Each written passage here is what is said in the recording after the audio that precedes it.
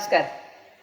एखाद्या कवितेचं कवितापण कशात असतं हा नेहमीच एक अनुत्तरित राहणारा प्रश्न आहे.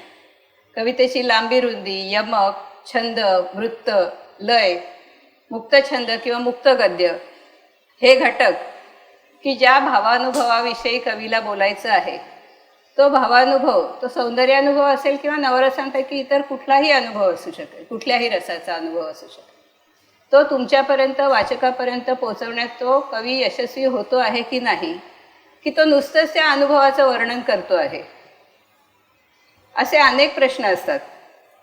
कवितेविषयी नावाचं एक वसंत आबाजी डहाके यांचं पुस्तक आहे.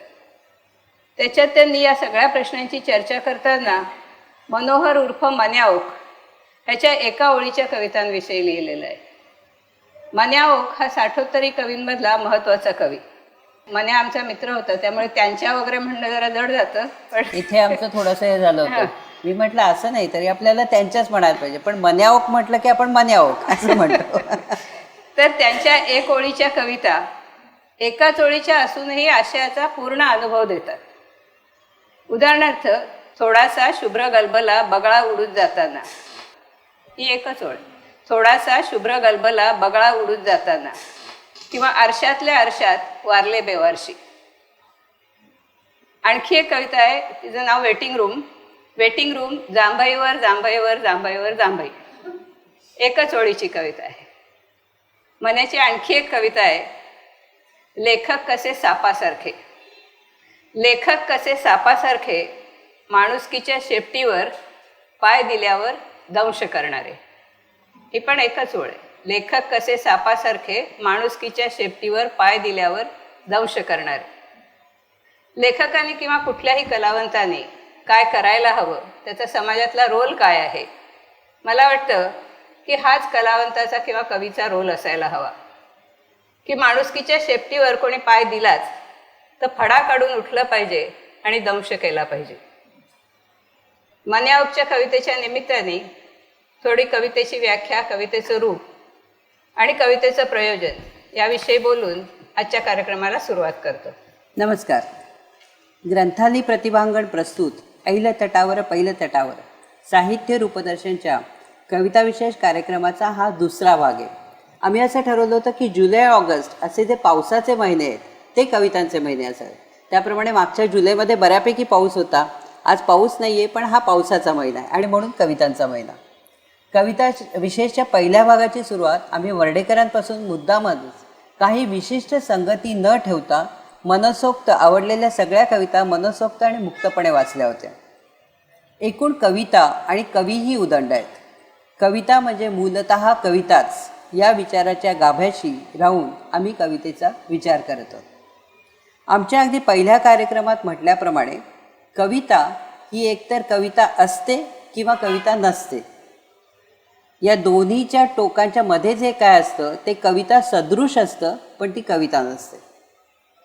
तासाभरात मराठी कवितेचा विचार करणं हे कठीण काम आहे. याची कल्पना आम्हाला मागच्या कार्यक्रमादरम्यान आली, कारण कितीही प्रयत्न केला तरी कविता आणि कवी दशांगुळे उरले होते.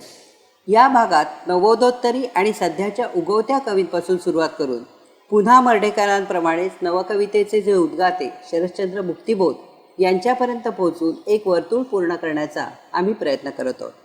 अर्थात नेहमीचीच तळटीप की ही कवितेची समीक्षा नाही, तर तिचा रसास्वाद आहे, परिचय करून देणं आहे. आणि या दोन भागांमध्ये ज्या कवींचा म्हणजे स्त्री किंवा पुरुष असा आम्ही भेद करत नाही, तर ज्यांचा उल्लेख झालेला नाही, तो उल्लेख झाला नसेल तर ते केवळ वेळेच्या मर्यादेमुळे, अन्यथा त्यांच्या मराठीतल्या योगदानाची आम्हाला पूर्ण कल्पना आहे. नव्वदोत्तरीपासून सुरुवात करूया. नव्वदोत्तरीमधलं एक प्रमुख नाव म्हणजे Hemant Devte. Return gift, time life, T V गेमचं सॉफ्टवेअर, पझल गेम, पॉवर झोनचं टेन्शन, हगीज पॅक, झाडू vacuum cleaner, brands, prime time वगैरे वगैरे. जागतिकीकरणात झालेल्या बदलांचा परिपाक असलेल्या सर्व ओळखीच्या प्रतिमा आणि फकमी, इफ यू कॅन सारखी खुली भाषा. तरीही एक 36 वर्षांचा देह गुदमरतोय मनात, एक 36 वर्षांचा देह गुदमरतोय मनात, उचक्या देत जगण्याच्या मॅनहोलमध्ये आपली गाडी घुसमटून पडलेली, उचक्या देत जगण्याच्या मॅनहोलमध्ये आपली गाडी घुसमटून पडलेली, आणि आपण करकचून ब्रेकऐवजी ॲक्सिलरेटर दाबलेला कवी हेमंत दिवटे आणि आयुष्य पोथीची उलटली 37 पाने. आयुष्य पोथीची उलटली 37 पाने, वाटते अजून काही पाहिलेच नाही. नाही सापडला खरा माणूस, मीही तरी मला अजून कुठे पुरता सापडलो, मीही तरी मला अजून कुठे पुरता सापडलो. कवी नारायण सुर्वे. या ओळींमध्ये साधर्म्य जाणवतं. केवळ वयाच्या हिशोबाशी नाही तर स्वतःला शोधण्याची निकड असण्याविषयी, जगण्याच्या कोलाहलात गुदमरण्याविषयी कवितेतल्या प्रतिमा कितीही बदलल्या तरी त्यांची नाळ आधीच्या पिढीतल्या कवितांशी जुळते असं जेव्हा जाणवतं तेव्हा मग सगळंच एकसंध होतं. 60 वर्षात कविता बदलली आहे का, किंवा कविता बदलत कशी गेली याचा विचार प्रतीकांच्या आणि प्रतिमांच्या जंजाळातून करता येईल. पण एकूण कविता ही मूलतः कविता असण्याशी आणि मनुष्याच्या समग्र जगण्याशीच संबंधित असल्यामुळे साठोत्तरी, आधुनिक, उत्तर आधुनिक, उत्तर उत्तर आधुनिक असे सर्व वर्गीकरण एकार्थी निरर्थक ठरतं का, हाही एक विचार आहे असं मला वाटतं. नवोदोत्तरीमधले कवी श्रीधर तिळवे लिहितात, मुसाफिरा कुठेही ने तुझ्या आयुष्याच्या पालख्या. मुसाफिरा कुठेही ने तुझ्या आयुष्याच्या पालख्या. मल्टीनॅशनल सुसज्जच आहेत, मल्टीनॅशनल सुसज्जच आहेत सर्वत्र दुर्गेसारख्या. सर्वत्र त्यांचीच कन्स्ट्रक्शन्स, सर्वत्र त्यांचीच कन्स्ट्रक्शन्स, सर्वत्र त्यांच्याच इन्स्ट्रक्शन्स. त्यांच्या एकेका कमर्शियलचे तुझ्या गोळ्याभोवती कॉन्सन्ट्रेशन. मल्टीनॅशनल. सलील वाघ, संजीव खांडेकर, सचिन केतकर, ज्ञानदा, मीनाक्षी पाटील, मंगेश नारायण काळे, नितीन कुलकर्णी, मन्या जोशी, आल्हाद भावसार, अविनाश साळापुरीकर ही नवोदोत्तरीमधली ठळक नावं. विपरीत असणं हीच रीत झालेल्या राजकीय सामाजिक परिस्थिती विषयीची प्रतिक्रिया. विखंडित असणं स्वाभाविकच आहे. मध्यमवर्गीय साचेबंद जाणीवा दूर करून आणि भाषेच्याही पठडीबाज सभ्यतेच्या मर्यादा जाणीवपूर्वक झुगारून नवोदोत्तरी काळाची कविता येते. कोरडेपणा आलेली आणि कोरडेपणा स्वीकारणारी, उपहास, उपरोध, विडंबन, गंभीर विषयांची अपारंपरिक मांडणी, क्वचित धक्कादायक, मुद्दाम ठरवून केलेली मोडतोड, खुलेपणा, किंबहुना कुणाचाच मुलाहिजा न ठेवणारा बिनधास्तपणा, पण तरी हळूच जुन्याच कवितांशी नाळ जोडणारी कविता, असंच त्या काळातल्या कवितांचं वर्णन करावं लागेल. याच काळातलं आणखी एक नाव वर्जेस सोलंकी. आत्मचरित्राच्या अंगानं बोलीभाषेत लिहिणारा हा कवी आहे. त्यांची एक अलीकडची कविता, नात्यातलं तुटलेपण, धर्माचं सरकलेपण आणि आसराहीन असण्यातली व्याकुळता ही देखील या पिढीच्या कवितांची ठळक लक्षणं म्हणता येतील. 90च्या दशकात बॉम्बस्फोट, दंगली, बाबरी मशीदसारख्या घटनांमुळे आणि एकूणच उजव्या विचारसरणीच्या प्रभावाखाली धर्म ही आज एक ठणकती नस बनली आहे, जी सामान्य माणसांमध्ये अफवा फैलवण्याचं काम करत असते. नवभांडवलशाहीने जे विरोधाभास निर्माण केले आहेत त्यांना नकार देत आजच्या काळातही माणूस केंद्री कविता लिहिणाऱ्या कवींपैकी वर्जेस सोलंकी यांची एक कविता. हा नवोदोत्तरीमधला थोडा वेगळा कवी आहे वर्जेस. जाफर आणि मी. जाफरच्या घरी रमजानचं सरबत प्यालो. जाफरच्या घरी रमजानचं सरबत प्यालो. त्याच्या निकाला शाही बिर्याणी. त्याची आई माझ्याच आईसारखी. त्याची आई माझ्याच आईसारखी घरासाठी खपताना चेहऱ्यावरचे छिलके निघालेले. त्याच्या घराच्या भिंती माझ्याच घराच्या भिंताडासारख्या. त्याच्या घराच्या भिंती माझ्याच घराच्या भिंताडासारख्या कुठे कुठे पोपडे निघालेल्या. त्याचे बाबा हळहळतात माझ्याच बाबांसारखं फाळणीच्या दिवसांबद्दल बोलताना. त्याच्या भाजणीतलं मीठ माझ्याच घरातल्या डब्यातल्या मिठासारखं. त्याच्या भाजणीतलं मीठ माझ्याच घरातल्या डब्यातल्या मिठासारखं. त्याच्या आमटीतलं पाणी एकाच जमिनीतून आलेलं. माझ्या तुळशीवर पडलेला सूर्यप्रकाश. माझ्या तुळशीवर पडलेला सूर्यप्रकाश त्याच्या मशिदीच्या आवारातल्या नीमच्या सळसळीतून मावळलेला. फार सुंदर वळे. माझ्या तुळशीवर पडलेला सूर्यप्रकाश त्याच्या मशिदीच्या आवारातल्या नीमच्या सळसळीतून मावळलेला. तोही तिरुपतीला 1-2दा व देहूला जाऊन आलेला. तोही तिरुपतीला 1-2दा व देहूला जाऊन आलेला. मीही कितीतरी वेळा खजूर व चादर ओढून आलेलो पीराच्या दर्ग्यावर बायकोबरोबर. त्याला मला समकालीन वाटत आलेला गालिब व तुकाराम. त्याला मला समकालीन वाटत आलेला गालिब व तुकाराम आपल्याच जगण्यातलं वाटत राहिलं मंटो व भाऊपाध्याच्या कथेतलं विश्व. दारूच्या नशेतही वंटास नाही बोललो. दारूच्या नशेतही वंटास बोललो नाही की एकमेकांच्या कौमबद्दल कधी अपशब्द. कितीतरी दिवस आतड्यातल्या आलसरसारखी छळत राहिली मला त्याच्या आईला कॅन्सर झाल्याची बातमी. आम्ही अफवा नव्हतो. आम्ही संप्रदायाची लेबलं नव्हतो. आम्ही संप्रदायाची लेबलं नव्हतो. आम्ही होतो 2 वेळच्या दाल चावलची सोय लावताना चालवलेली तंगडतोड. आम्ही होतो 2 वेळच्या दाल चावलची सोय लावताना चालवलेली तंगडतोड. 1 वेळची शांत झोप मिळवण्यासाठी चालवलेला दिवसभरातला आकांत. 1 वेळची शांत झोप मिळवण्यासाठी चालवलेला दिवसभरातला आकांत. काय माहीत मात्र काही दिवसांपासून कुणीतरी फिरवते गल्ली मोहल्यातून जाफर व माझ्यातल्या वेगळेपणाची पत्रकं. आधुनिकोत्तर संवेदनशीलतेने लिहिणाऱ्या कवयित्रींबद्दल बोलायचं तर ज्ञानदा चांगली कविता लिहित होती. ती मध्येच कुठेतरी हरवली. अजून एक लिहितं नाव म्हणजे मीनाक्षी पाटील. जागतिकीकरणाच्या पार्श्वभूमीवर अस्तित्वाचे संदर्भ तपासून पाहणारी कविता ती लिहिते. Is it in your DNA या तिच्या कवितेतला काही भाग. फ्रस्ट्रेशनने दिवस भरलेले असताना मोकळं व्हावंसं वाटत असूनही मोकळं होता येत नाही. फ्रस्ट्रेशनने दिवस भरलेले असताना मोकळं व्हावंसं वाटत असूनही मोकळं होता येत नाही. आणि सुरू होते एक निरर्थक वणवण मूलाधारापासून सहस्रारापर्यंत. व्हाया चर्चगेट फिरून आल्यावर पोटातला खड्डा पेटत जातो सहस्र रश्मीसारखा. आणि धगधगत घशापर्यंत येतो ॲसिडिटीचा जळजळीत लाव्हा सुषुम्नेसारखा. असं दिशाहीन भटकताना ओलांडता येत नाही काळ रेल्वे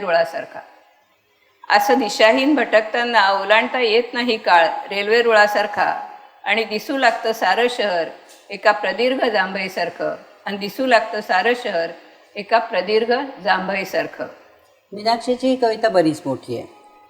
भाषा संकर हे देखील नवोदोत्तरीचं एक मोठं लक्षण आहे. या कवितांमधून वेगवेगळ्या भाषा गुण्यागोविंदाने नांदतात. भोवतालची परिस्थिती व्यक्त होऊ पाहणारा आशय व्यामिश्र असल्यामुळे भाषा संकर हा काहीसा अपरिहार्य ठरतो. मीनाक्षी पाटील यांच्या कविता संग्रहाचं नाव आहे is it in your DNA. तर संजीव खांडेकर यांच्या संग्रहाचं नाव आहे all that I want to do. Mangesh Narayan Kale यांच्या मायावी तहरीर मधल्या काही ओळी. तहरीर शब्दाचा अर्थ लिखित मजकूर आणि मायावी म्हणजे मायावी आहे अशा अर्थाने ते आहे. तर त्यांची कविता आहे. मग काय होतं ते म्हणजे काहीच अदमास नाहीच का करता येत. चित्र तर रोजच काढतो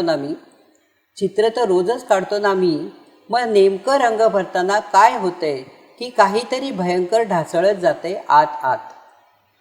चित्र तर रोजच काढतो ना मी मग नेमकं रंग भरताना काय होतंय की काहीतरी भयंकर ढासळत जाते आत. विखरून जाते सगळं विस्कटतं सगळंच. म्हणजे काळा तर जास्तच येतोय बोटावर. निसारखा काळोखच सांडतोय चित्रातून. म्हणजे असेल हे किलमिश कळवणारं. म्हणजे होतं तरी काय हे मुठीतून सुटून घरंगळत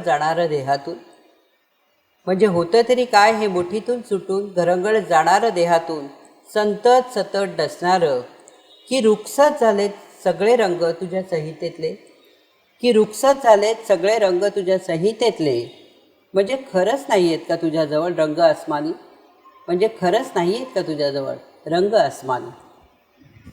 90 नंतरच्या काळात पण नव्वदोत्तरी शैली म्हणवल्या जाणाऱ्या अभिव्यक्तीच्या लाटेत सामील न होता स्वतःच्या शैलीने अनुभवांना सामोरं जाणाऱ्या कवींचाही एक गट आहे.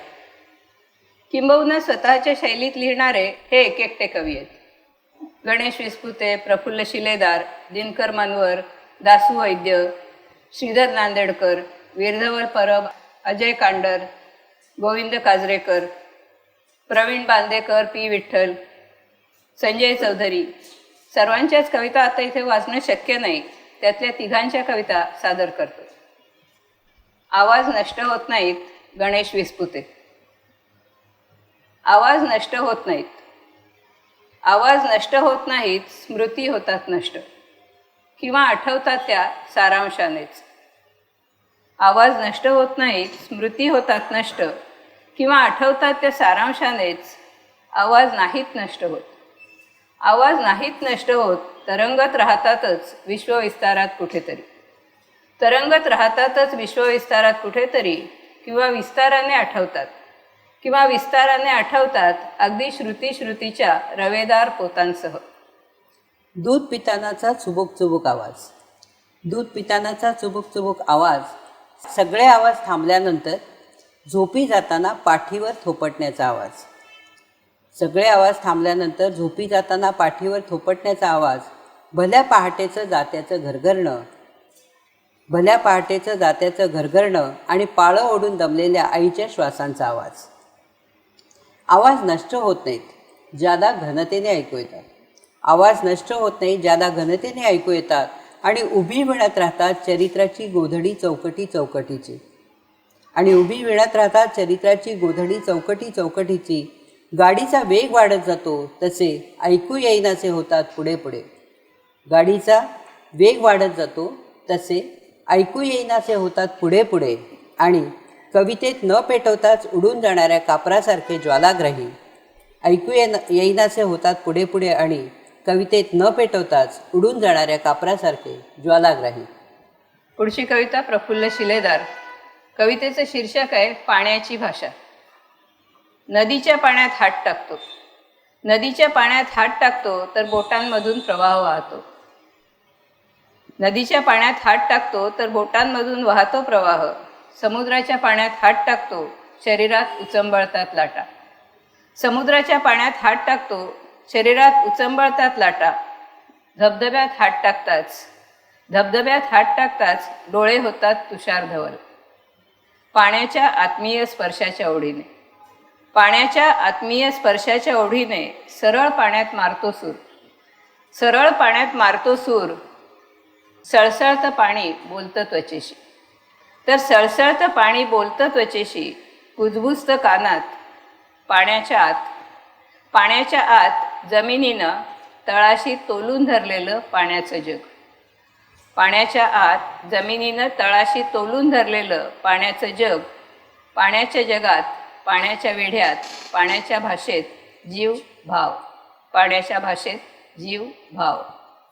दिनकर मनवर यांच्या पाणी या कवितेवरून संस्कृती संरक्षकांनी केलेला गदारोळ अनेकांच्या लक्षात असेल. त्यांच्या दृश्य नसलेल्या दृश्यात या कविता संग्रहातली ही एक कविता आहे. मला असा एकच शब्द हवा आहे. मला असा एकच शब्द हवा आहे जो न उच्चारता न लिहिता जाईल आरपार सळसळत कवितेच्या बाहेर. मला असा एकच शब्द हवा आहे जो न उच्चारता न लिहिता जाईल आरपार सळसळत कवितेच्या बाहेर. नी टाकेल फोडून दुःखाचा काळाभोर डोंगर काळाच्या कपाळावर उगवलेला. नी टाकेल फोडून दुःखाचा काळाभोर डोंगर काळाच्या कपाळावर उगवलेला. म्हणजे ही भिंत चालू लागेल आपोआप. म्हणजे ही भिंत चालू लागेल आपोआप. किंवा एखाद्या रेड्याच्या तोंडातून बाहेर पडतील आपोआप सूर सुखाचे. किंवा एखाद्या रेड्याच्या तोंडातून बाहेर पडतील आपोआप सूर सुखाचे. खरंच काही नको आहे मला. खरंच काही नको आहे मला. केवळ एक शब्द हवा आहे जो लिहिला की समाधीस्थ होईल मी. जो लिहिला की समाधीस्थ होईल मी.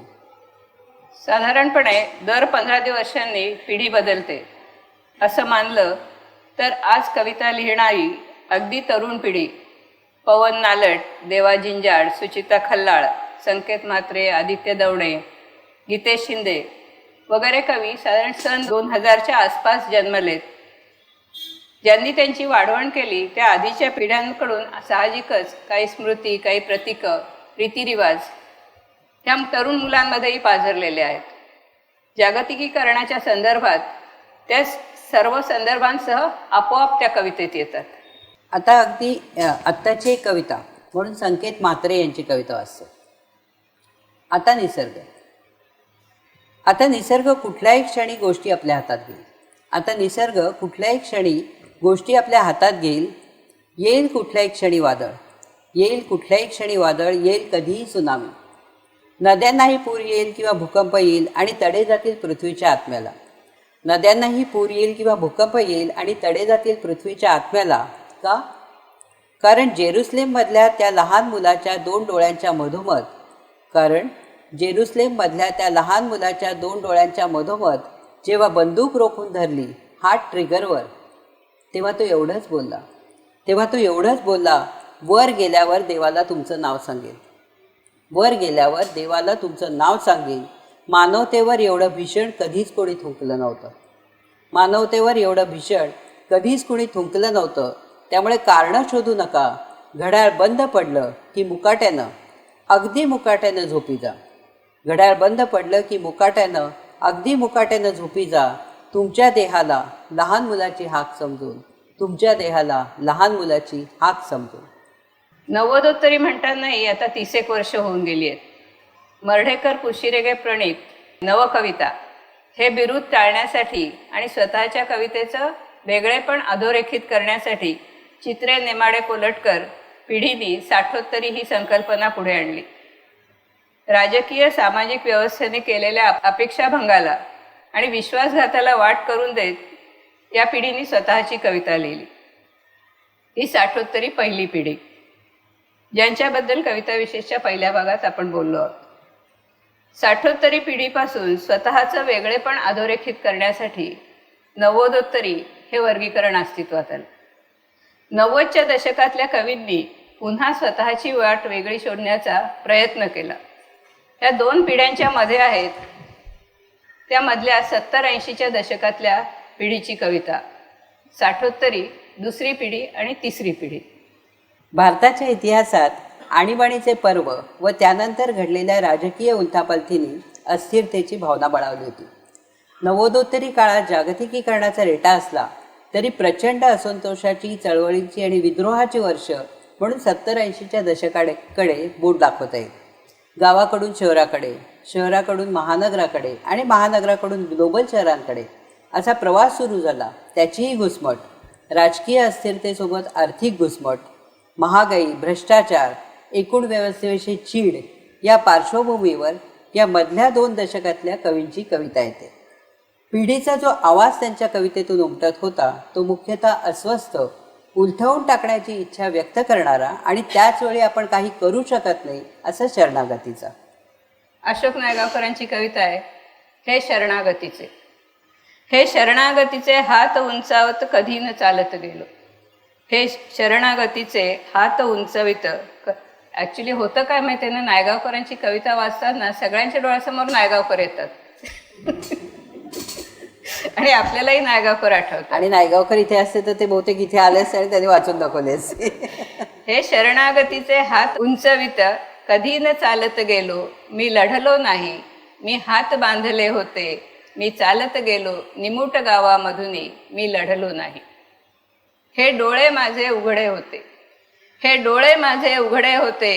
खूप पाहिले काही बाही. या कानांनीही खूप ऐकले. या कानांनीही खूप ऐकले. पण गप्प राहिलो, वदलो नाही. मी लढलो नाही, मी लढलो नाही. हा शरणपूरचा रस्ता, हा शरणपूरचा रस्ता निघतो कुठून कसाही. हा शरणपूरचा रस्ता निघतो कुठून कसाही. अन शरण जाच मी, अन शरण जाच मी. परिस्थितीची गोड भाकरी चावत बसलो. मी लढलो नाही.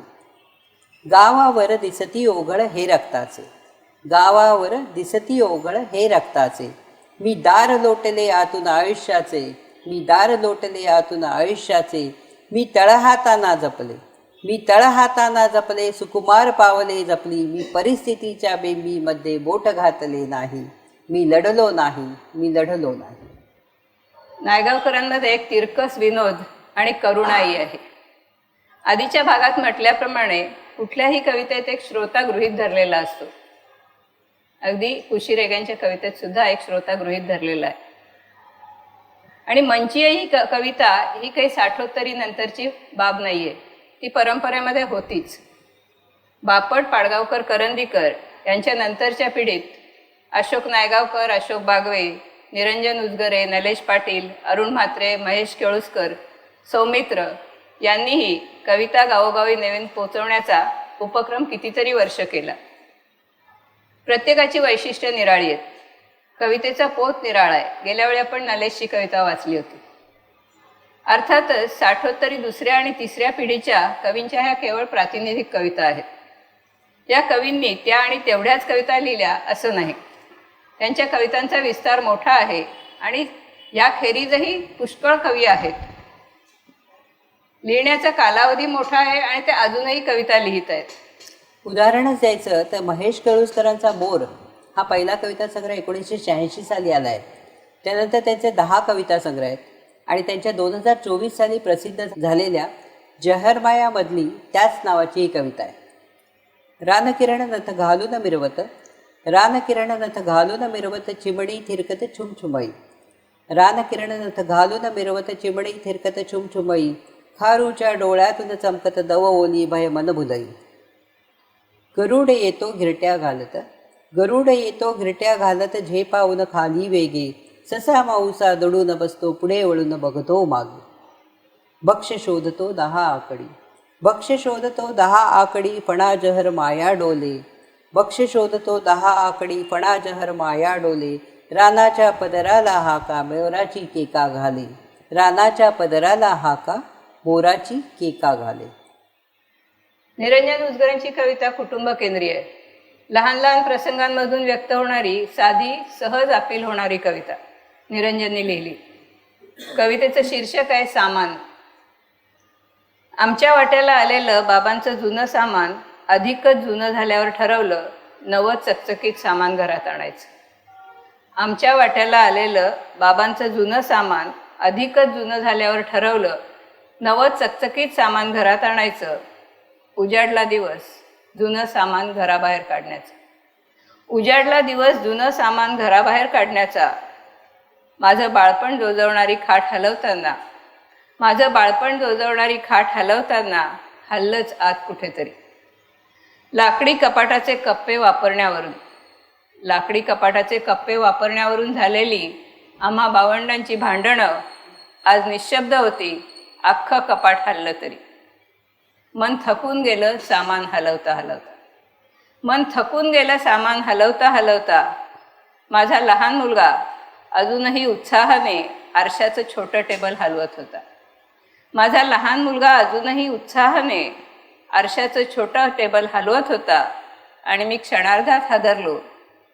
छोट्या टेबलाचा आरसा माझ्या सकट हललेला मला स्पष्ट दिसला होता, माझ्या सकट हललेला मला स्पष्ट दिसला होता. अशोक बागवे आणि अरुण म्हात्रे हे या चमूमधले रोमॅन्टिक कविता लिहिणारे कवी. अशोक बागवेंची वृत्तछंदावरची पकड पक्की आहे, तर अरुण म्हात्रेची कविता सामाजिक जाणीव व्यक्त करते. अशोक बागवेंचं मीटर एकदम पक्कं आहे. शांताबाईंच्या हाताखाली शिकलेले आहेत ते. नदीच्या किनारी नदीला म्हणावे, नदीच्या किनारी नदीला म्हणावे, तुझे पूर माझ्या नसातून यावे, नदीच्या किनारी नदीला म्हणावे, तुझे पूर माझ्या नसातून यावे. पहाटे धुक्यातून तारा उन्हाचा, पहाटे धुक्यातून तारा उन्हाचा, रविबिंब पायातून पाझरावे. अभंगात गोडी तुझ्या भाकरीची, अभंगात गोडी तुझ्या भाकरीची, तहानेत माझ्या तुला ओळखावे, अभंगात गोडी तुझ्या भाकरीची, तहानेत माझ्या तुला ओळखावे. तुझ्या आसवांचा नभी पावसाळा, तुझ्या आसवांचा नभी पावसाळा, जशी सांज होता फुलांनी रडावे. कधी तीट लावी निळ्या चांदव्याची, कधी तीट लावी निळ्या चांदव्याची, कधी चांदण्याला उरी कालवावे, कधी तीट लावी निळ्या चांदव्याची, कधी चांदण्याला उरी कालवावे. तुझ्या रोमरोमी असे विरघळावे, तुझ्या पाणलोटाप्रमाणे वळावे, तुझ्या पाणलोटाप्रमाणे वळावे. अरुण म्हात्रेंची लोकप्रिय कविता ते दिवस आता कुठे. ते दिवस आता कुठे जेव्हा फुले बोलायची, ते दिवस आता कुठे जेव्हा फुले बोलायची, दूर ती गेली तरीही सावली भेटायची. त्या तिच्या वाटेवरी ती झिंगती झाडे जुनी, त्या तिच्या वाटेवरी ती झिंगती झाडे जुनी, हात देताना तिला माझीच फांदी व्हायची. पावसाला पेच होता ह्या सरी वळवू कुठे, पावसाला पेच होता ह्या सरी वळवू कुठे, चिंबताना त्या पुलाखाली ती नदी थांबायची. वरनिळी कौले नभाची, वरनिळी कौले नभाची डोंगराची भिंत ती, ते नदी काठी भटकणे हीच शाळा व्हायची. जीर्ण ह्या पत्रातुनी मी चाळतो मजला जसे, जीर्ण ह्या पत्रातुनी मी चाळतो मजला असे, ती जशी हलक्या हाताने भाकरी परतायची. गवत भोळे असे की, गवत भोळे असे की साप खेळू द्यायचे, सोडताना गाव त्यांची कात हिरवी व्हायची. फाटके होते खिसेअन, फाटके होते खिसेअन नोटही नव्हती खरी, पण उगवत्या चांदण्यावर मालकी वाटायची, पण उगवत्या चांदण्यावर मालकी वाटायची. ही मला असं वाटतं त्या दशकातल्या सगळ्याच कवींची स्थिती होती. फाटके होते खिसे नोटही नव्हती खरी, पण उगवत्या चांदण्यावर मालकी वाटायची. या सगळ्यांपेक्षा सौमित्रची शैली वेगळी आहे. त्याची कविता परक्यासारखी. माझ्या रक्तातून वाहणारा मी कुणीतरी परक्यासारखा, माझ्या रक्तातून वाहणारा मी कुणीतरी परक्यासारखा, वाट फुटेल तो रस्ता धरणारा, कधी बरोबर रस्ता धरून चालणारा, भर दुपारचं गर्दी भरलं शहर पाहून उचंबळून येणारा, भर दुपारचं गर्दी भरलं शहर पाहून उचंबळून येणारा, तर कधी गर्दीच्या नावाने थंडगार बिअर पिऊन, तर कधी गर्दीच्या नावाने थंडगार बिअर पिऊन विस्कटून जाणारा. मी हरवल्या हरवल्या साथ घालतो एक, मी हरवल्या हरवल्या साथ घालतो एक, माझ्यावरच आदळून प्रतिध्वनी येतो दुसराच. एकात दोघे घेऊन फिरणारा मी, एकात दोघे घेऊन फिरणारा मी, मीच माझ्यात विळख्यासारखा, मीच माझ्यात विळख्यासारखा, माझ्या रक्तातून वाहणारा मी कुणीतरी परक्यासारखा, कुणीतरी परक्यासारखा. 70-80च्या दशकातलं अस्वस्थ संवेदन व्यक्त करणाऱ्या कवितेच्या बरोबरीने महानगरी, कृषी संस्कृतीशी संबंधित, गावगाड्यातली, दलित, आदिवासी अशा वेगवेगळ्या संवेदनांशी संबंधित कविताही समकाळाचा वेध घेताना दिसते. 80च्या सुमारास शिक्षणाचा प्रसार आणि त्यामुळे झालेली अस्तित्वाची जाणीव यामुळे ग्रामीण भागातूनही अनेक कवी लिहिते झाले होते. नारायण सुमंत, विठ्ठल वाघ, नारायण कुलकर्णी कवठेकर, उत्तम कोळगावकर, प्रकाश होळकर, श्रीकांत देशमुख, इंद्रजित भालेराव, प्रदीप पाटील, देविदास चौधरी, राजू देसले, नामदेव कोळी असे ग्रामीण आणि निमशहरी भागातून आलेले कवी आहेत. हे कवी शहरात आले तरी त्यांची नाळ त्याच मातीशी जोडलेली राहिली. उत्तम कोळगावकर यांची कविता आहे, शीर्षक आहे जंगलझडीचा उच्छाद. उसावर कसला भुकटी रोग आला आहे कुणास ठाऊक, उसावर कसला भुकटी रोग आला आहे कुणास ठाऊक, पोग्यात काळी भुकटी साठून, पोग्या म्हणजे जिथून नवीन पान येतं ती जागा, पोग्यात काळी भुकटी साठून पोगा सुकतो, हळूहळू वरून ऊस सुकत सुकत मुळापर्यंत येतो, हळूहळू वरून ऊस सुकत सुकत मुळापर्यंत येतो आणि अखेरीस कडबा म्हणून उरतो. पाखरांचे घसे आणि अर्थातच घशातलं गाणंही, पाखरांचे घसे आणि अर्थातच घशातलं गाणंही सुजलं आहे.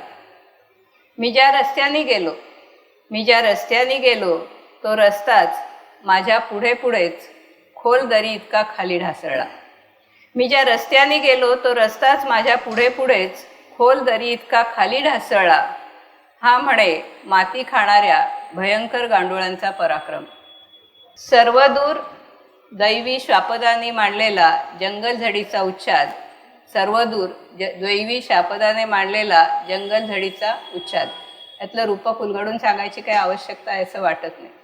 80च्या दशकात कवी संमेलनांमधून गाजलेली नारायण कुलकर्णी कवठेकरांची कविता, अस्सल बेरकी राजकारण्यांविषयी. दुर्दैवाने आजही किंवा आज तर अधिकच लागू पडणारी ही राजकीय कविता नंदीबैल. आता या नंदीबैलामध्ये उरला नाहीये बैलाचा कुठलाही गुणधर्म बाकी. आता या नंदीबैलामध्ये उरला नाहीये बैलाचा कुठलाही गुणधर्म बाकी. पाठीवर माती टाकताच थरथरण्या इतकी कातडी नाही राहिलीये संवेदनशील. यांच्या आता पितळेच्या कड्या लावून अलंकारलेल्या शिंगांना उरली नाहीये हौस चिखलाचे घोस तुऱ्यासारखे मिरवण्याची. आणि घंटा अडकवलेले गळे विसरलेत समोर आपल्या गायीचा यार दिसताच डुरकावणे. आणि यांना आठवतही नाही मेघांच्या गडगडाटाला प्रत्युत्तर म्हणून नागाच्या फण्यासारखे शेपट्या उंचावून उंडारणे. मानेवर जू न ठेवण्याचे आश्वासन, मानेवर जू न ठेवण्याचे आश्वासन आणि आयत्या खेळात तोंड खुपसण्याचे प्रलोभन यामुळे बैल झालेत मवाळ आंड न ठेचताच. यामुळे बैल झालेत मवाळ आंड न ठेचताच. आता कुठल्याही दारी हे बेलाशक उभे राहतात. आता कुठल्याही दारी हे बेलाशक उभे राहतात. बाया बापड्यांकडून हळद कुंकू वाहून घेतात. झुलीमधल्या झोळीत पसाभर पडले की खुश होतात. झुलीमधल्या झोळीत पसाभर पडले की खुश होतात आणि गुबू गुबू असे गाजताच तडफेने मान हलवून धन्याच्या भरभराटीची ग्वाही देतात.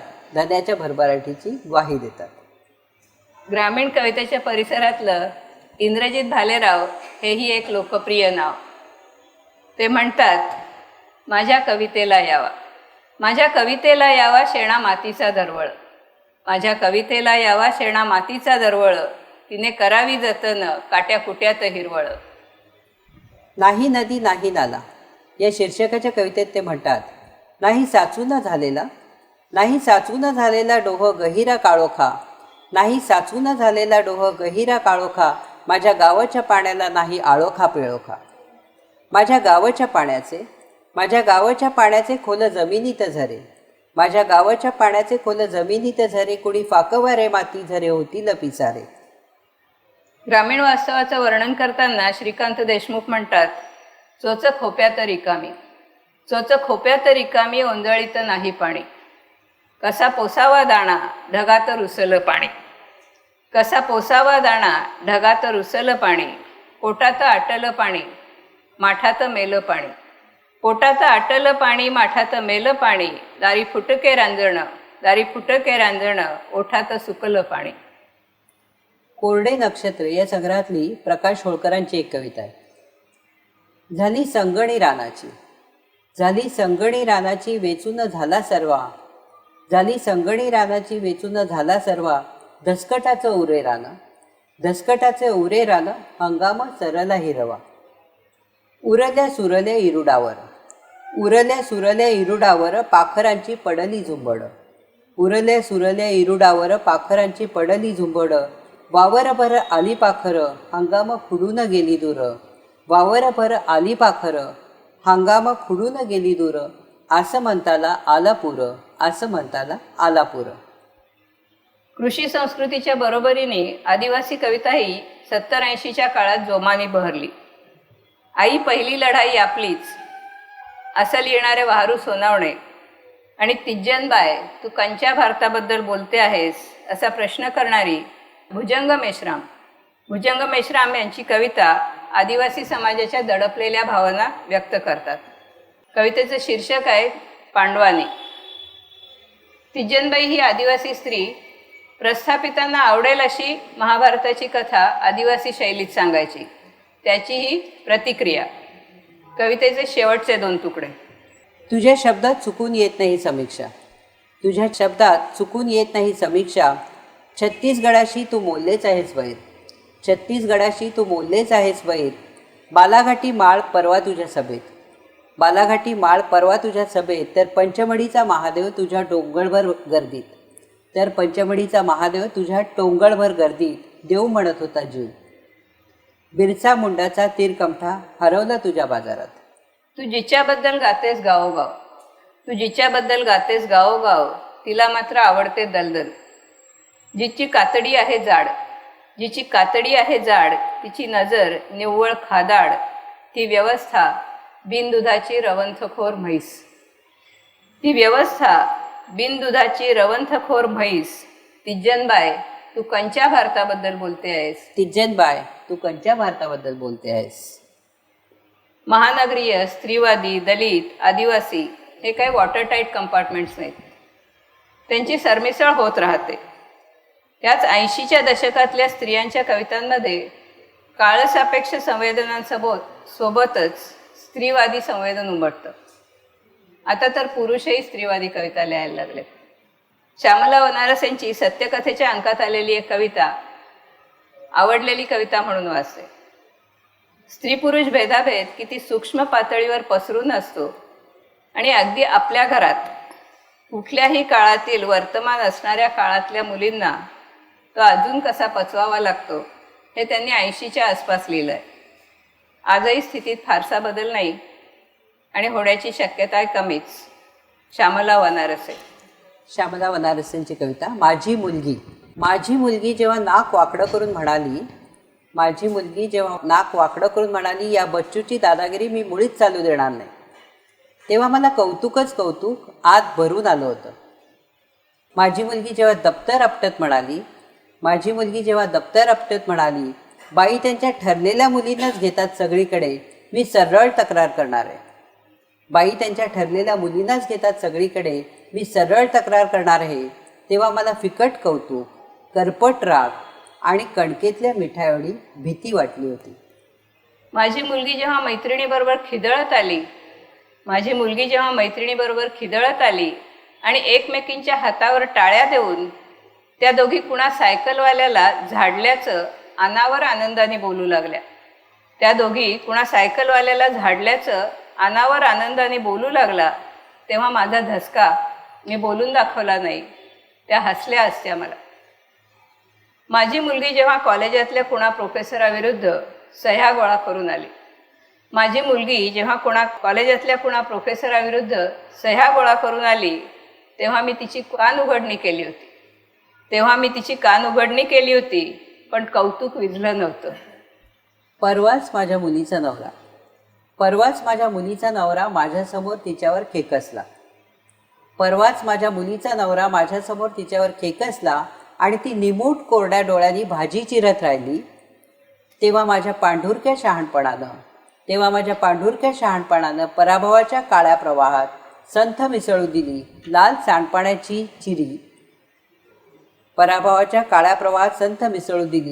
सांडपाण्याची चिरी. माझी मुलगी सुद्धा समजून चुकलीच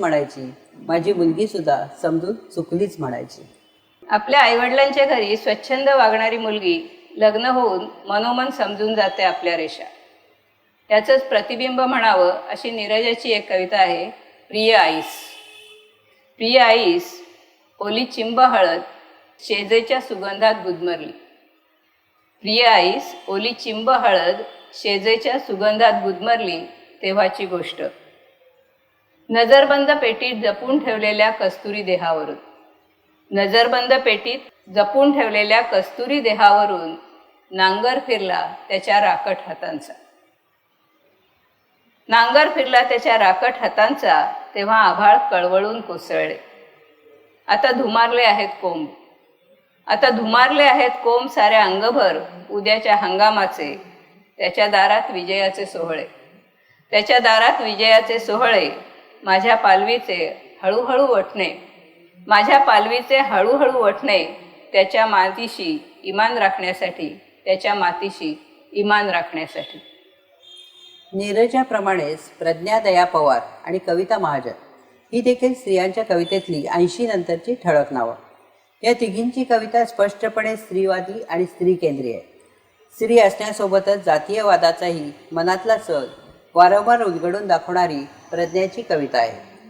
मी भिडवू पाहते समग्राशी डोळा या संग्रहातली ही कविता बाईपणाशी निगडीत आहे, पण त्याचवेळी स्वतःचीच आंतरिक वेस ओलांडलेली ही प्रज्ञाची कविता आहे. प्रत्येक क्षणी घडणारी तो पाहत होता माझ्यात एक सुसंगत प्रतिमा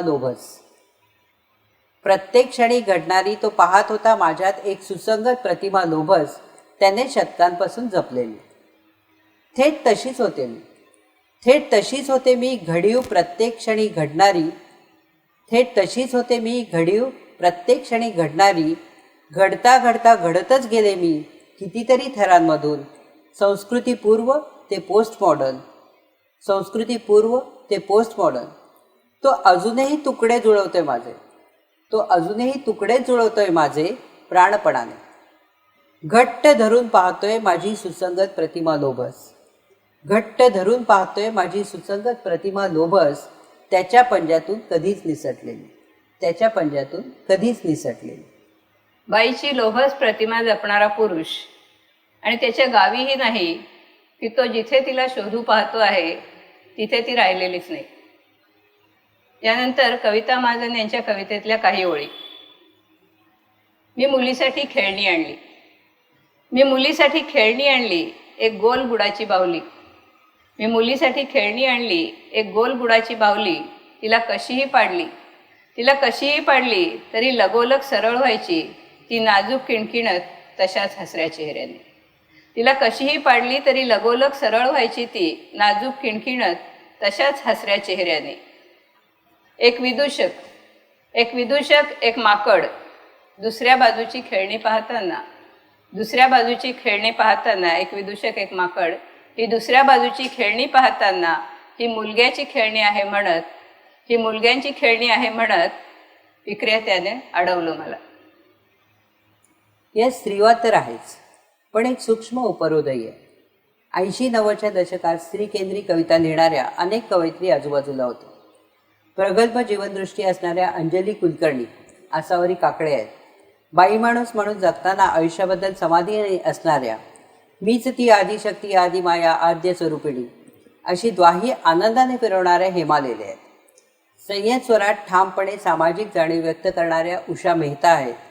सौंदर्यलक्षी कविता लिहिणाऱ्या वासंती मुजुमदार, मनपूर्वक कविता लिहिणाऱ्या सुशील पगारिया, संगीता बर्वे, शैला सायनाकर, अनुपमा उजगरे, सिसिलिया कारवालो अशी कितीतरी नावं घेता येतील. दलित कवित्रींचाही एक वेगळा प्रवाह आहे. त्यात कुसुम पवाडे, ज्योती लांजेवार, हिरा बनसोडे आहेत.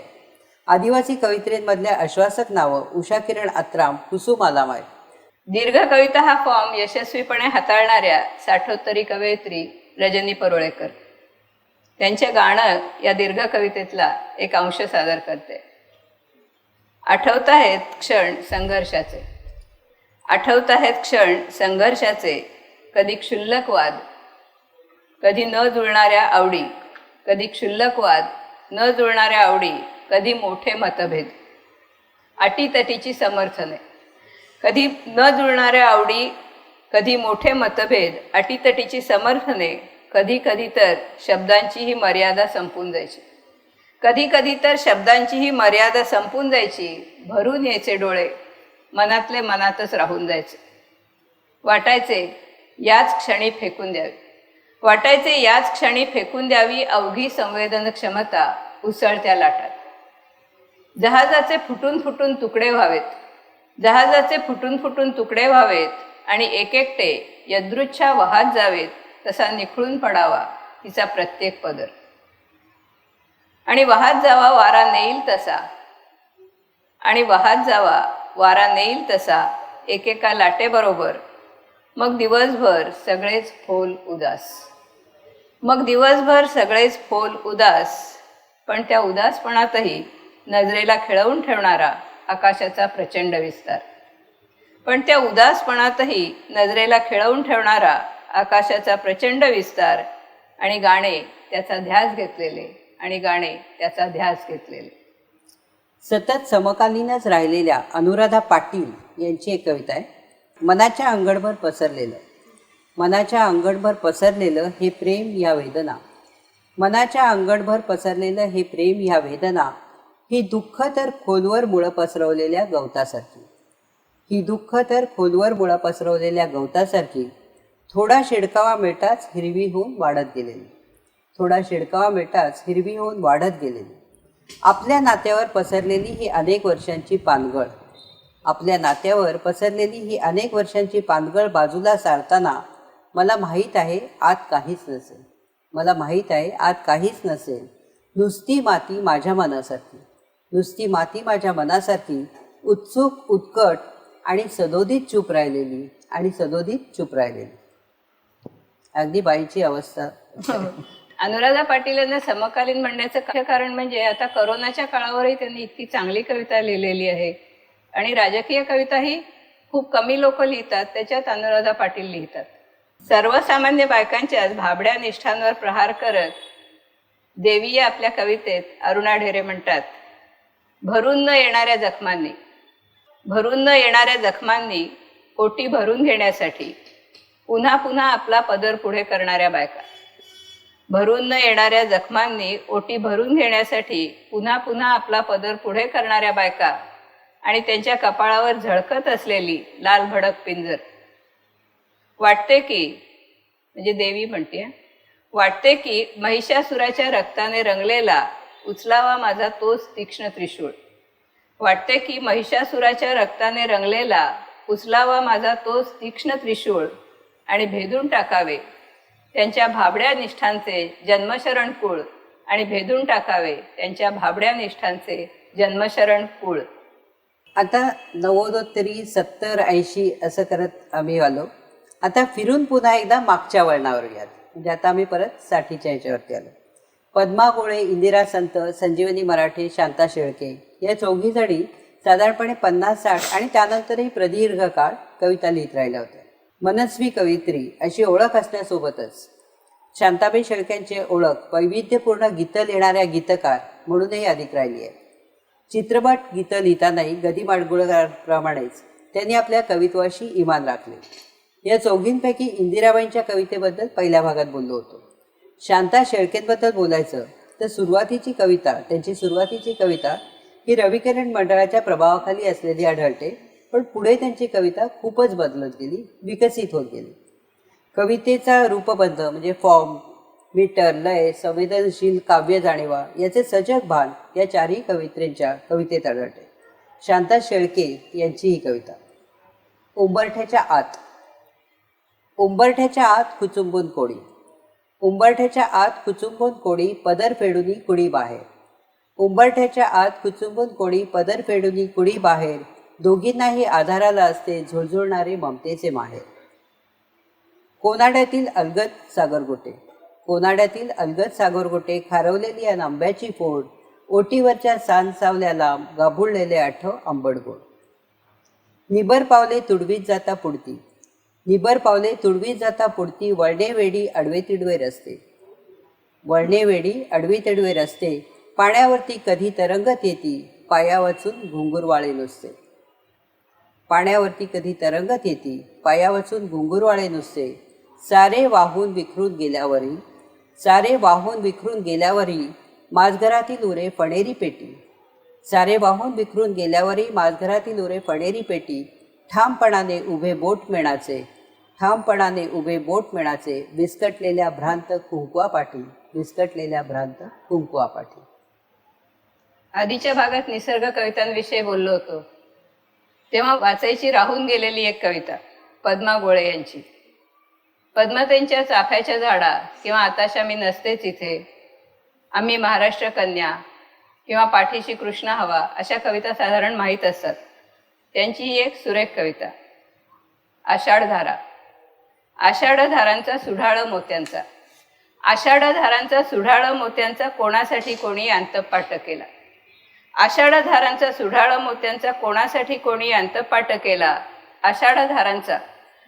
धारांचा हजारो तारांचा कोणासाठी कोणी वाद्य वृंद वाजविला. आषाढ धारांच्या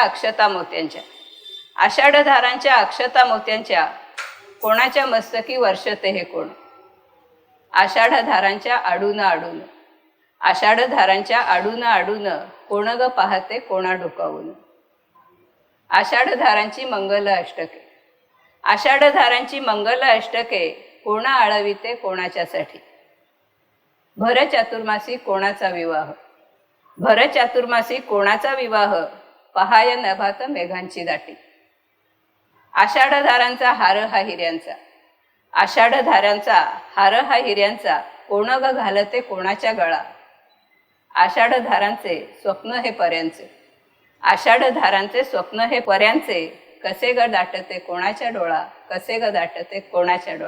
78च्या दुसऱ्या पिढीतले कवी गुरुनाथ धुरी सतीश काळसेकर, चंद्रकांत पाटील, अर्जुन डांगळे, वामन निंबाळकर, गुरुनाथ सामंत आणि आणखी आले.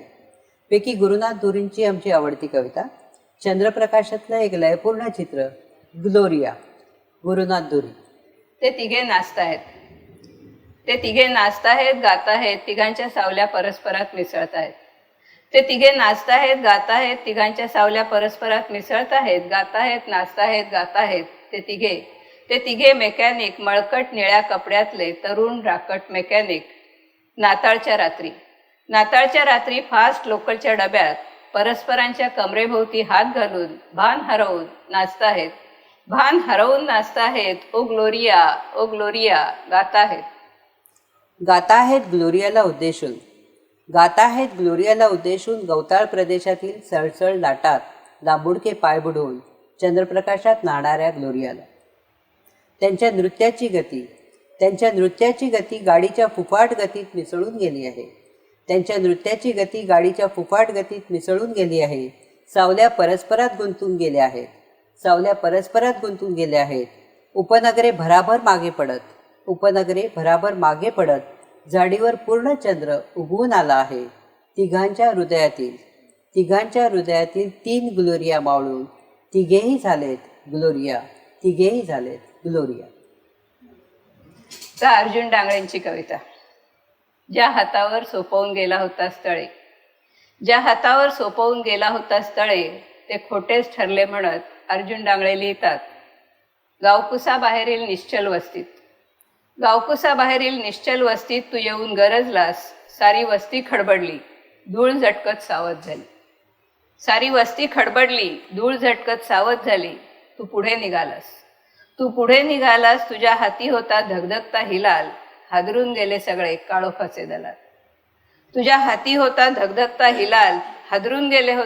काळोखाचे दलाल. तू आणखी पुढे गेलास. सारी वस्ती तुझ्या मागोमाग येत होती.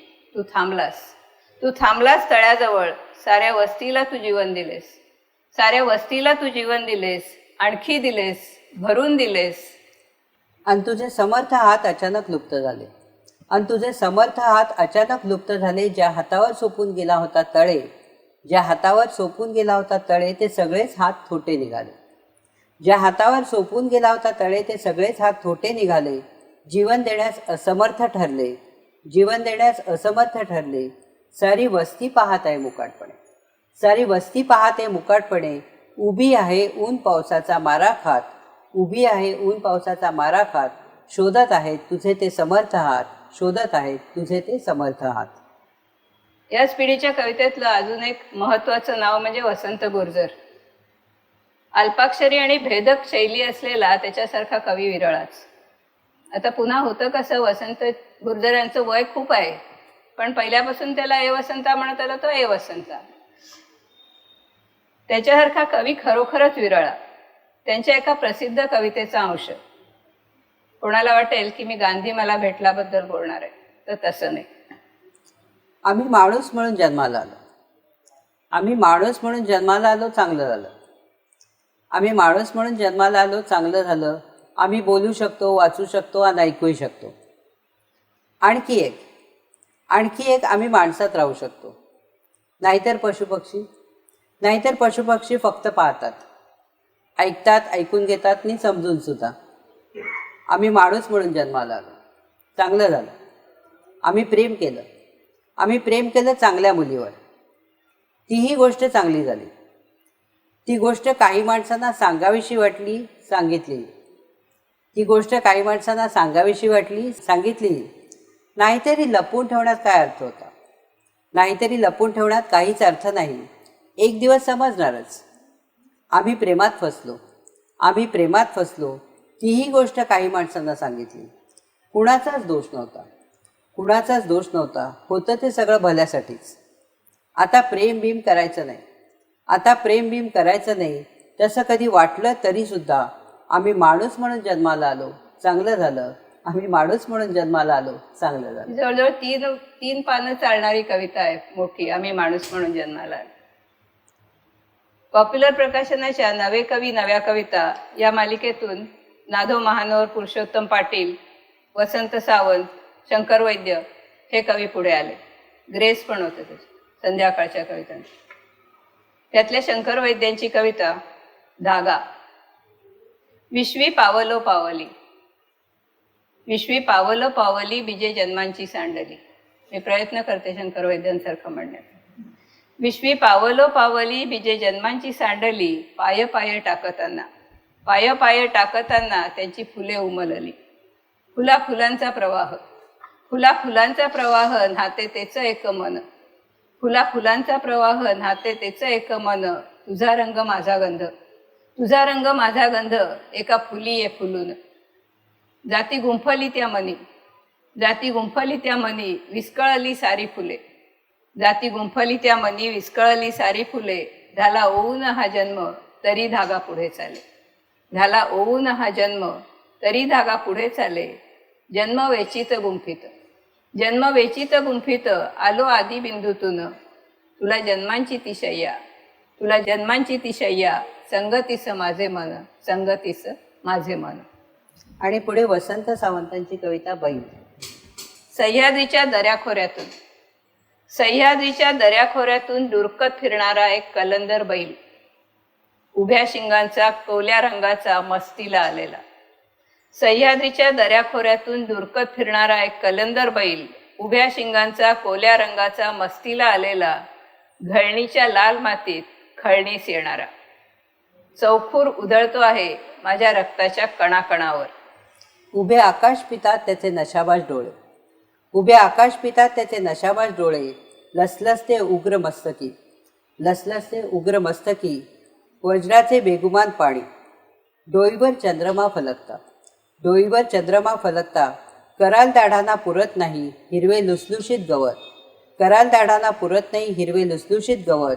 त्याची मातीशी मस्ती, त्याची मातीशी मस्ती मातीच होते मस्त, मातीच होते मस्ती त्याच्या संगमात, मातीच होते मस्ती त्याच्या संगमात. हुस्कारात प्रणव ओंकार. वशिंड घोळवत, वशिंड घोळवीत बाहुबल आजमावणारी त्याची खानदानी चाल आदब, वशिंड घोळवीत बाहुबल आजमावणारी त्याची खानदानी चाल आदब रिमझिमत असते या मनात.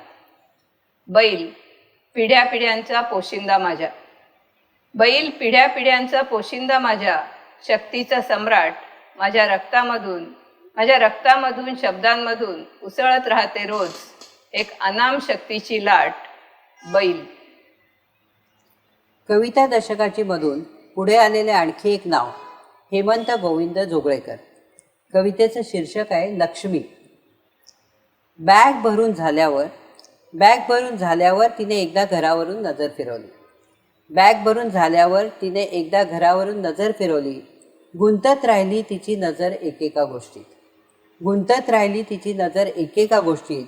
भरून आले तिचे डोळे, भरून आले तिचे डोळे खाली वळले. लाटा लाटा झाली तिने रोज पुसलेली फरशी, लाटा लाटा झाली तिने रोज पुसलेली फरशी. ती तशीच खाली बसली, ती तशीच खाली बसली जमिनीवर पसरली, ती तशीच खाली बसली जमिनीवर पसरली. किती उबदार वाटला तिला फरशीचा गार स्पर्श, किती उबदार वाटला तिला फरशीचा गार स्पर्श. दिसलं तिला वरचं छत, दिसलं तिला वरचं छत किती उंच. वाटलं अढ्यतेने हसलं, वाटलं अढ्यतेने हसलं. टोचलं तिच्या नजरेला, टोचलं तिच्या नजरेला कधीपासून छताला धरून लोंबकाळणारं कोळिष्टक, टोचलं तिच्या नजरेला कधीपासून छताला धरून लोंबकाळणारं कोळिष्टक. तिरिमिरीत ती उठली, तिरिमिरीत ती उठली केरसुणीच्या फटक्यासरशी कोळिष्टक झाडून काढलं, तिरिमिरीत ती उठली केरसुणीच्या फटक्यासरशी कोळिष्टक झाडून काढलं. आणि आपली बॅग उचलून वळून सुद्धा न पाहता तिनं आपलं पाऊल उंबरठ्याबाहेर टाकलं, तिनं आपलं पाऊल उंबरठ्याबाहेर टाकलं. लक्ष्मी. या कवितेचं शीर्षक लक्ष्मी असण्यातला उपरोध आपल्या लक्षात आला असेल. आता नवोदोत्तरीपासून सुरू करत साठोत्तरी, दुसरी तिसरी पिढीतल्या काळाचा आपण एक धावता आढावा घेतला. पण तो एका नावाशिवाय पूर्ण होऊ शकत नाही आणि ते नाव म्हणजे सुरेश भट. सुरेश भटांच्या आधीही मराठीमध्ये गझल लिहिली जात होती, पण तो काव्यप्रकार सुरेश भटांनी लोकप्रिय केला. त्यांनी स्वतःचं असं एक स्कूल तयार केलं. रंगुनी रंगात साऱ्या रंग माझा वेगळा, रंगुनी रंगात साऱ्या रंग माझा वेगळा. गुंतुनी गुंत्यात साऱ्या पाय माझा मोकळा. कोण जाणे कोठून ह्या सावल्या आल्या पुढे, कोण जाणे कोठून या सावल्या आल्या पुढे, मी असा की लागती या सावल्यांच्याही झळा. राहती माझ्या सवेही आसवे गीतापरी, राहती माझ्या सवेही आसवे गीतापरी, हे कशाचे दुःख ज्याला लागला माझा लळा. कोणत्या काळी कळेना, कोणत्या काळी कळेना मी जगाया लागलो, अन कुठे आयुष्य गेले कापुनी माझा गळा, अन कुठे आयुष्य गेले कापुनी माझा गळा. सांगती तात्पर्य माझे सारख्या खोट्या दिशा, सांगती तात्पर्य माझे सारख्या खोट्या दिशा, चालणारा पांगळा पाहणारा आंधळा, चालणारा पांगळा अन पाहणारा आंधळा. माणसांच्या मध्यरात्री, माणसांच्या मध्यरात्री हिंडणारा सूर्य मी, माझी यासाठी न माझा पेटण्याचा सोहळा, माझी यासाठी न माझा पेटण्याचा सोहळा. सुरेश भटांच्या नंतरही मराठीत गझल लिहिली जाते. सदानंद डबीर, श्रीकृष्ण राऊत, इलाई जमादार, नीता भिसे ही सगळे त्यांची गादी चालवते. आता अजून एक नाव घेतल्याशिवाय आम्ही राहू शकत नाही, ते म्हणजे आरती प्रभू. आरती प्रभूंचे नाव घेतल्याशिवाय साठोत्तरी कवितांचे कार्यक्रम पूर्ण होऊ शकणार नाही. त्यांची कविता दुःख ना आनंदही, दुःख ना आनंदही, दुःख ना आनंदही अन अंत ना आरंभही, दुःख ना आनंदही अन अंत ना आरंभही, नाव आहे चाललेली कालही अन आजही. मी तसा प्रत्यक्ष नाही, मी तसा प्रत्यक्ष नाही, ना विदेशी मी जसा, मी नव्हे की बिंब माझे मी न माझा आरसा. मी तसा प्रत्यक्ष नाही, ना विदेशी मी जसा, मी नव्हे की बिंब माझे मी न माझा आरसा. एकला मी नाही जैसा, एकला मी नाही जैसा, नाही नाही मी दोणा, एकला मी नाही जैसा, नाही नाही मी दोणा. मी नव्हे स्वामीही माझा, मी न माझा पाहुणा, मी नव्हे स्वामीही माझा, मी न माझा पाहुणा.